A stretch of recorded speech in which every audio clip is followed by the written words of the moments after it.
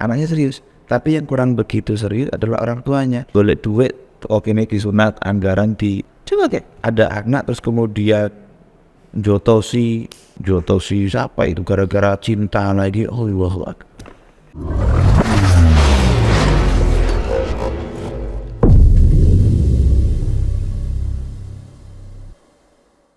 Gus siap. Anwar, Mas Rio, Assalamualaikum. Mas Anwar. Kabarnya Gus? Aman, sejahtera. Gimana Mas Rio, Mas Anwar? Alhamdulillah ya. Gus Sihabullah Uzaki LCSHMA panjang bedak. LT berarti ini Timur Tengah ya? Siap, Yaman. Benar Timur Tengah ya? Yaman. Di Hadramaut. Kuliah di sana? Kuliah di sana, mengabdikan di sana, mendedikasikan diri di sana. Lulus tahun? 2015. 2015. Langsung balik ke Indonesia? Pulang ke Indonesia karena konflik percaturan politik Timur Tengah. Ah, biasa. Ini panding nggak orang itu sih? Biasa. Biasa aja lah ya. Udah biasa berarti ya. Biasa. Gimana? Nah, Gus. Jadi gini, Gus yang juga ini punya pondok. Ya, Mambo Lisan. Ya, itu bergerak di informal dan formal. Yang formal baru di jenjang SMP. Gitu. Jenjang SMP. Yang SMP. Nah, cocok banget nih. Soalnya apa itu? Tahap tema kita malam ini adalah tentang Gen Z nih Gus. Ya kebetulan Gen Z itu dari lahiran 1997 sampai 2012. Jadi masih usia-usia SMP sekarang tuh ya kan? Benar.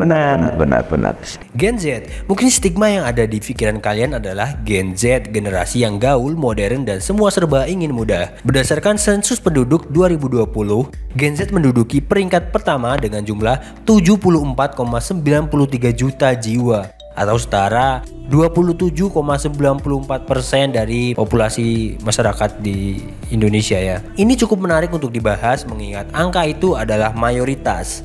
Gen Z, mereka lahir dengan kemudahan dalam mengakses informasi. Dengan pesatnya era teknologi informasi di era Gen Z ini menjadikan mereka manusia-manusia yang mudah dalam mencari informasi, mencari kebutuhan tinggal semua dapat ditemukan di smartphone mereka. Belajar hal-hal baru atau hal lain yang membantu generasi Z agar lebih efisien dalam mencapai tujuan mereka. Maraknya platform sosial media yang tidak lepas dari konsumsi generasi Z juga membuat mereka dipercaya memiliki sifat global, memberi pengaruh pada budaya, dan juga memberi pengaruh sikap pada banyak masyarakat. Ada yang membuat pengaruh dan budaya yang baik, namun ada juga yang membuat pengaruh dan budaya yang bisa dibilang baru dan unik. Dan tidak sedikit juga karena pengaruh ini berujung pada tindakan pidana. Lalu bagaimanakah seharusnya peran pendidikan dalam Islam untuk menyikapi hal ini? Langsung kita bahas di DMC Talk. Gen Z ini kalau kata teman-teman ya, mereka tuh generasi yang dengan generasi internet, karena sangat mudah akses internet, akses informasi, semuanya pengennya serba cepet. Bahkan makanya akhirnya kayak pengen nikah cepet, pengen sukses cepet, sesuatu tuh pengen yang instan gitu kan. Anak-anak zaman sekarang pasti kan kayak cita-citanya kalau ditanya, kalau zaman dulu kan cita-citanya pengen jadi apa sih? Dokter, tentara, kecil kan, mungkin paling tinggi pilot gitu ya, atau astronot gitu ya kalau tinggi. Teman kalau sekarang pasti apa kan YouTuber, karena kan informasi yang zamannya beda gitu. Nah, tapi dengan adanya informasi ini ada beberapa gadget, gadget ini ada juga yang mungkin gimana ya, kayak kalau mungkin di zaman kita tuh gak ada gitu. Di zaman kami tuh kayak ada contohnya kasus nih, satu anak kecil masih SMP gitu ya, itu diperkosa rame-rame gitu sama 4 teman lainnya. Terus lagi masih kecil Gus ya, pacaran, habis diperkosa, dibunuh. Itu masih SMP lah. Korbannya itu daerah kami ada. Gimana nih Gus? Dengan adanya informasi itu, kenapa anak-anak kecil itu kok bisa sampai kayak gitu kan? Kalau menurut Gus ini sendiri sebagai seorang pendidik bisa dibilang ya, punya pondok pesantren yang gadget peran. Jadi gini Mas Rio, pernyataan awal dari saya pribadi adalah generasi mereka sekarang tidak jauh lebih buruk dari generasi kita. Tidak jauh lebih buruk. Bedanya apa? Saya kira dari sudut pandang yang berbeda ya.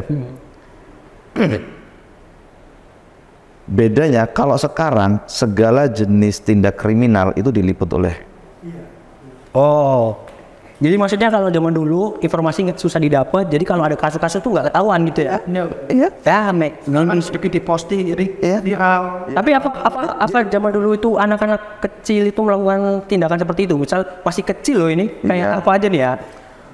Aku aja kayak waktu main di kali nih, ya udah sama cewek, teman-teman cewek. Itu kebetulan lingkaran jenengan mas, lingkaranmu mas. Kita nggak tahu persis di luar sana ada kejadian apa. Kita nggak tahu persis. Benar ya. Jadi yang pertama, pernyataan saya yang pertama adalah generasi sekarang, tanda kutip generasi Z, tidak jauh lebih buruk daripada generasi sebelumnya. Jadi sama aja. Ada kemungkinan yang generasi lampau itu lebih buruk daripada generasi Z atau sama. Itu untuk menepis stigma seolah-olah generasi Z adalah generasi iblis. Betul. Padahal belum tentu. Itu yang pertama. Yang kedua mas, ada kaidah usuliyah itu yang mengatakan begini, al-aqlu mabniyun alal qiyas. Maknanya apa? Karakter kita ini juga yang dikatakan oleh tokoh filosof dari Cina ya, 4 abad sebelum Masehi. Terus kemudian Margaret juga menukil ini, mantan perdana menteri. Dia pernah bilang begini, what you thought, apa yang kamu pikirkan itu berujung pada sebuah tulisan terus kemudian what for they become action to become habit terus kemudian karakter what your character for it becomes your destiny. Ya benar-benar. Jadi poin yang ingin saya sinergikan adalah bahwa apa yang kita lakukan persis apa yang kita lihat. Berangkat dari situ kita kan kerap kali baik ya lintas generasi lah. Nggak hanya sekedar bapak, saya kira nggak sekedar anak-anak, bapak, mama, kakek, nenek pun juga saya kira kalau kita sortir itu informasinya secara berimbang. Maaf, kalau bicara cabul, bapak, kakek pun juga banyak. Maaf banget, semua instansi juga ada. Nggak hanya kasihan kita kalau mengeneralisir anak jalanan bajingan, kasihan Pak. Oke. Yang duduk di kantor juga nyom sewu, yang bajingan juga nggak kalah banyaknya kok. Hanya saja nggak diliput. Benar-benar. Belum tentu saya yang pakai songkok lebih baik daripada jenengan kan begitu. Saya untuk menepis stigma Pak, bahwa mereka anak jalanan, anak yang berekspresi di jalanan itu jauh lebih buruk daripada kami yang sarungan, belum tentu. Iya Pak ya. Untuk melawan antitesa itu aja mas. Dan itu poin yang bisa untuk digarisbawahi bahwa al-aqlu mabniyun alal qiyas. Persis tindak laku kita, destinasi dan tujuan hidup kita bermula dari apa yang kita lihat. Sering kali kita melihat tontonan yang waliyadzubillah dzalik, maka karakter yang dibentuknya adalah nggak lepas dari apa yang kita lihat. Nah itu menariknya di situ. Kalau zaman dulu mungkin kan nggak ada yang namanya TikTok. Bener. Nah zaman sekarang Indonesia. Mungkin zaman dulu kita pelajar aja deh ya. Kalau zaman dulu mungkin disuguhi dengan anak-anak atau pelajar buku-buku. Mereka lanjutkan membaca dongeng atau komik. Ini yang membaca. Kalau sekarang yang mereka lihat apa? TikTok yang isinya kebanyakan. Siap. Oke. Akhirnya paling tinggi. Maaf saya cut. Generasi Z itu kan lemah akan nutrisi pendidikan.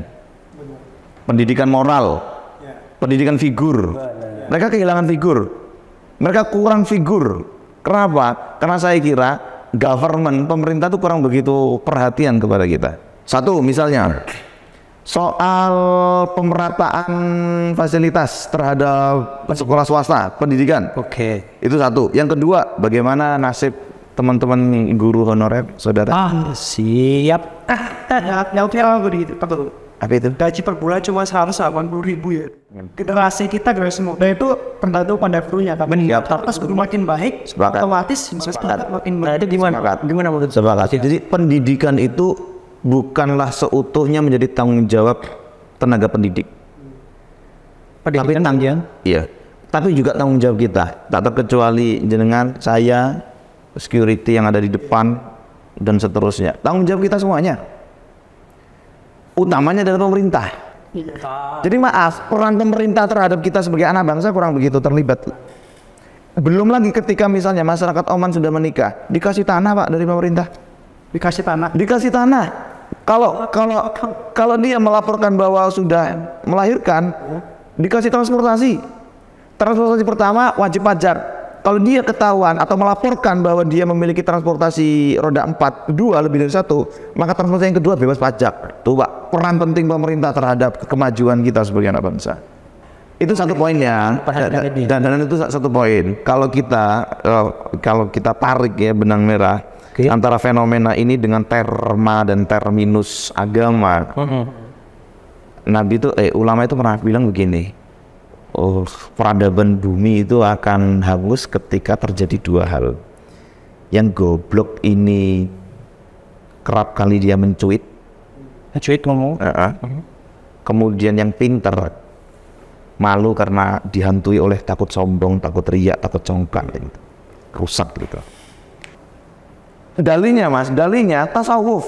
Dalilnya ilmu tasawuf. Oh, nanti congkak, nanti sombong, nanti menghilangkan pahala sekian banyak ketika saya tuh mempublikasi ibadah saya, mempublikasi dakwah saya. Padahal kan soal hati, Pak. Siapa yang tahu hati seseorang? Ya lagi kalau share tentang kebaikan kan apa salahnya gitu kan? Tapi emang begini, Pak. Emang begini. Likulli dzi nikmatin maksudun. Likulli dzi nikmatin maksudun. Makanya begini, ketika kita berada di kelas tertinggi, high class, potensi untuk kita sombong yang besar. Artinya dalam kita beragama kan ada 4 basis tuh. Syariah harus lebih dahulu kuat, baru kemudian inti bertarikat. Setelah bertarikat baru inti mulailah untuk makrifat, baru itu nyampe ke hakikat. Tapi mula-mula orang tuh diantara kita lebih takut riak, takut pamer. Aku nggak adzan lah, aku pun darani pamer. Yang muda-muda lah, aku nggak mau ikut kajian lah, takut diklaim nanti sosokan hijrah. Benar. Saya paham kan? Iya, anime. Kalau bahasa aku kan nggak ngerti agama nih, Mas. Kalau bahasa umum ini lebih ke takut nggak ikut umumnya gitu. Ya. Benar nggak? Ya. Ketika kita mau melakukan sesuatu kebaikan untuk berubah, tapi takut diklaim masyarakat ini nggak umum, ini nggak umum. Nah, kita takut sama stigma itu kan? Benar. Kita takut terhadap dibilang nggak umum. Gitu. Pola sikap yang melawan mainstreamnya. Betul. Pola sikap yang melawan mainstreamnya. Saya ingin di mimbar manapun, termasuk mimbar ini, bahkan saya juga membersamai anak-anak marginal, Pak. Saya bukan dalam rangka untuk sombong ya. Anak-anak pang itu, Pak. Mereka mabuk, gak apa-apa wes, yang penting aku ngopi. Wah, aku nggak ada, Pak. Mana pemerintah? Kok di bahasanya gitu begitu? Iya. Orang di mana di PSM? PSM. Roni, Bambang, dan seterusnya. Atensi pemerintah terhadap modal mana? Orang-orang kayak gitu ya? Yap. Cuek. Yap. Malah Ayo dong, buat panti asuhan yang mengakomodir mereka. Mereka juga butuh sentuhan negara. Benar. Tentu kita nggak menyalahkan negara. Sekali lagi, pendidikan adalah tanggung jawab kita semua. Pendidikan adalah tanggung jawab kita semua. Dan saya kurang begitu sepakat ketika generasi Z melulu disudutkan. Melulu disalahkan seolah-olah generasi adalah generasi sampah. Saya kurang begitu setuju. Ini soal publikasi aja. Generasi dulu saya kira juga nggak kalah brutalnya, hanya saja nggak terpublish aja oleh media. Jadi kalau di media massa tuh banyak orang yang bikin artikel tentang generasi Z itu generasi malesan, generasi. Nah itu semua sama sebenarnya. Konten kreatornya itu yang malas. Kenapa gitu? Coba. Iya, saya kira dia buat konten begitu, dia duplikasi dengan kalimat sebelumnya, orang narator sebelumnya, natif sebelumnya kok. Nah, I see. Dari sisinya Gus Syihab nih, satu orang yang terjun langsung dengan Gen Z itu ada, terus juga seorang yang punya pondok, ketua yayasan, terus juga pendidik bisa dibilang ya, pendidik dalam terutama di Islam itu, untuk menyikapi ini semua itu, supaya anak-anak Gen Z ini tidak ikut-ikutan budaya-budaya yang salah. Nah, mereka tuh gampang banget nih terdoktrin sama sesuatu gitu, jadi pengen ikut-ikutan tren yang salah gitu, supaya mereka itu bisa memanfaatkan era teknologi eranya Gen Z yang ini dengan baik dan bermanfaat dari Islam dan tidak malah terjerumus ke hal-hal yang salah gitu. Tuh, menurut Gus Syihab gimana? Saya mundur dulu ya. Mundur dulu. Saya berharap betul government, akademisi, pengusaha duduk satu meja di kopi yang sama, memikirkan soal pendidikan. Kolaborasi. Pendidikan itu sekali lagi menjadi tanggung jawab kita bukan mereka orang tua, bukan mereka tenaga pendidik, mereka guru, tuan guru, ustadz, habib, kita semua. Coba bayangkan, pemerintah nggak mungkin mengelola dana besar kecuali dari surplus dana pajak yang diperoleh dari pengusaha.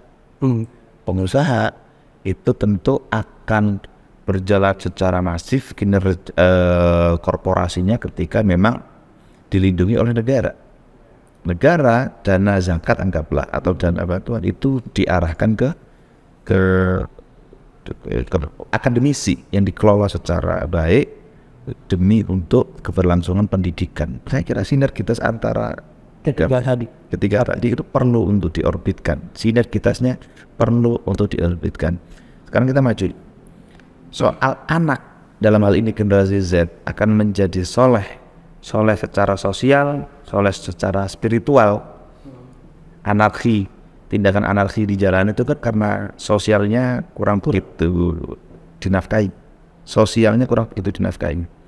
Cara bagaimana kita menafkahi jiwa sosialnya mereka adalah tentu butuhnya sentuhan-sentuhan halus dari beberapa pihak. Konkretnya begini Mas, anaknya pendidikan akan sukses ketika tiga peran ini di luar dari satu meja tadi ya. Tiga peran ini maksimal dan optimal. Satu, santrinya, siswanya serius. Yang kedua, siswa belajar.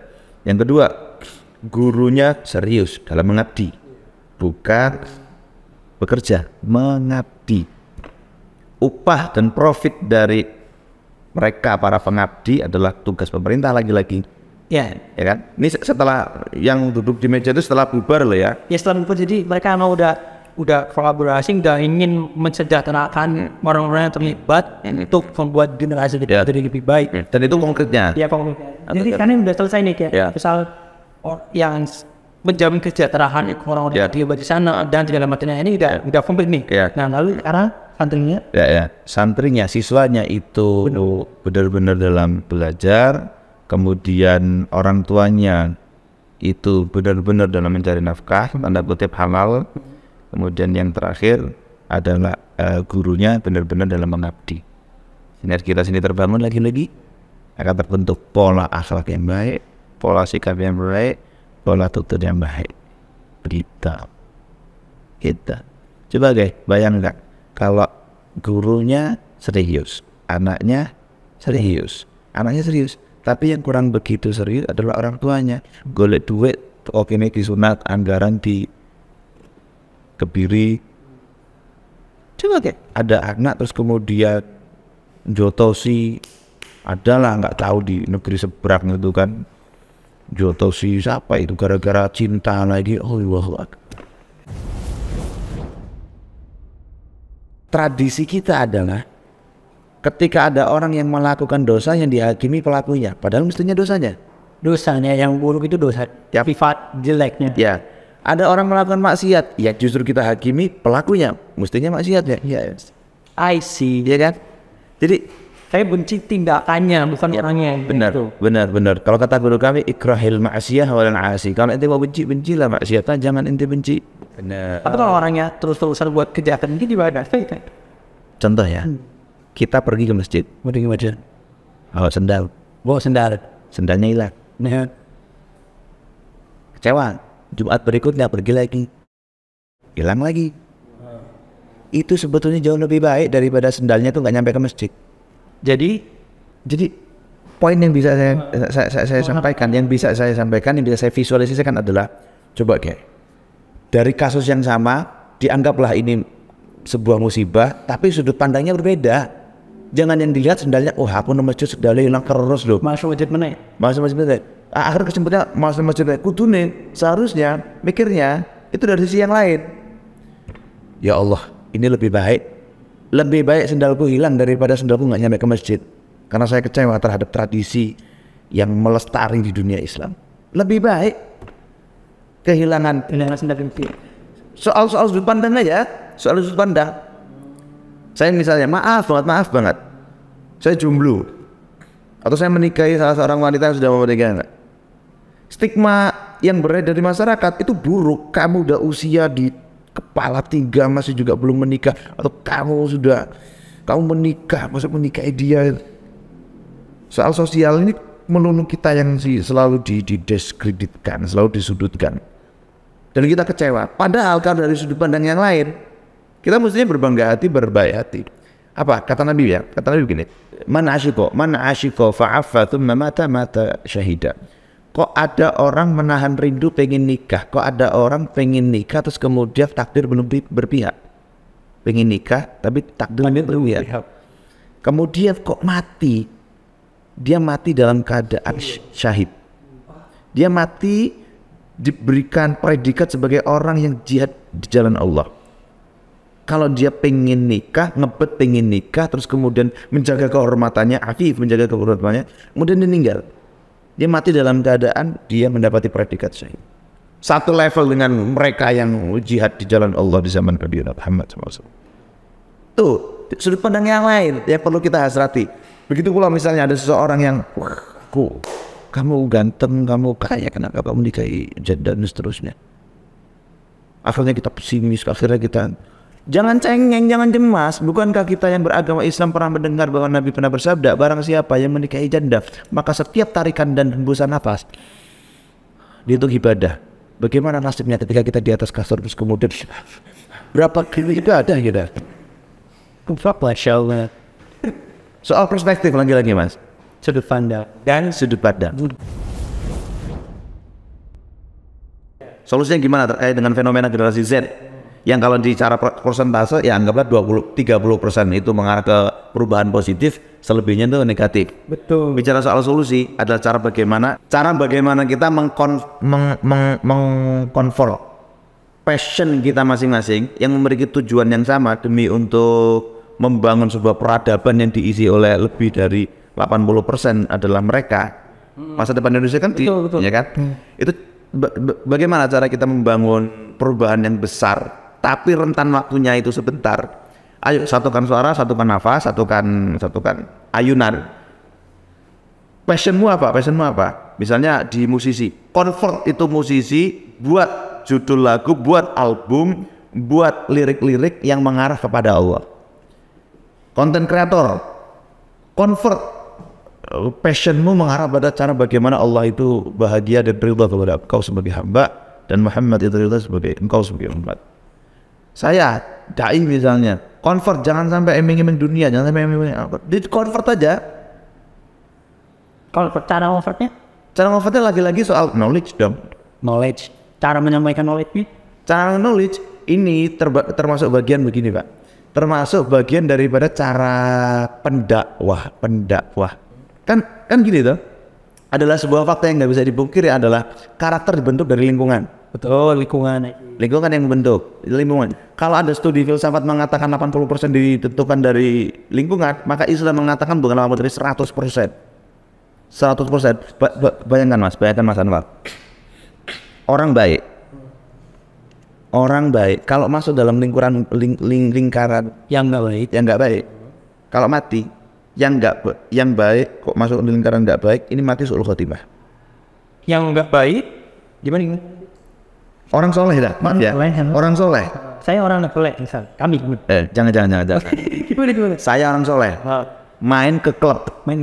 Di sana bajingan doang. Saya mati di situ bersamaan dengan mereka, maka saya mati su'ul khotimah dan saya masuk neraka. Padahal saya padahal saya ngapain di situ ya, paling cuman masuk doang, duduk doang. Berarti kan 100%. Komunitas sangat membentuk. Nah, yang salah juga dari tradisi kita adalah mudah kali kita yang sekarang anggaplah pengagum berat Hanan At-Taqi membenci betul terhadap anggaplah misalnya Gus Yakut atau Gus Fakuf yang mengatakan yang menyamakan azan dengan tanda kutip ya, padahal beliau nggak menyamakan. Kita tuh mudah sekali dipengaruhi oleh media sosial, diprovokasi. Padahal yang menjadi subjek itu adalah kita, bukan media. Saya kira apa sih sebetulnya yang sering kali membersamai generasi Z itu apa sih? HP. Apa? Hampir HP nggak pernah lepas. Dan HP sih ya yang mereka lihat. Ya udah TikTokan. Gitu aja sih. Ya udah, berarti para pendakwah harus lebih aktif di TikTok. Nah, terus kemudian saya dulu anak-anak Mas, bikers Mas. Saya dulu itu main motor custom. Motor custom saya masih banyak, masih ada lah, nggak banyak, ada di sana dulu. Jadi kayak cafe racer dan seterusnya, masih ada kak cafe racer tuh. Itu tinggal ganti tracknya aja dari masjid ke masjid. Yang semula dari distrik A ke distrik B. Ajak mereka mas. Aja. Dengan pendekatan persuasif. Saya kira jangan tahu semua jalan. Ini orang baik, maaf, ini orang bajingan, maaf, itu orang bajingan. Ini orang baik. Baik betul. Ini orang baik. Ini komunal orang bajingan, ini komunal orang baik.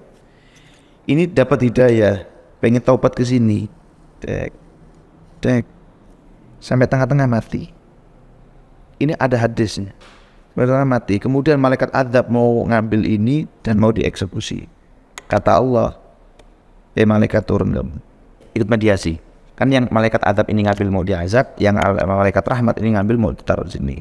Mau diazab karena dia nggak pernah melakukan ketaatan, mau dikasih rahmat ya Allah, tapi dia nggak nyampe. Akhirnya Allah menurunkan satu malaikat yang tugasnya untuk memediasi dua malaikat ini. Intinya suruh ngukur lebih banyak ini atau sini. Ternyata lebih dekat sini, aslinya lebih jauh. Cuma nama Allah dideketin. Berarti kan ketika mau matinya itu ya dia itu ini soal niat mas. Asal dia keluar dari sini niat untuk hijrah, niat untuk berubah. saya kalau paham.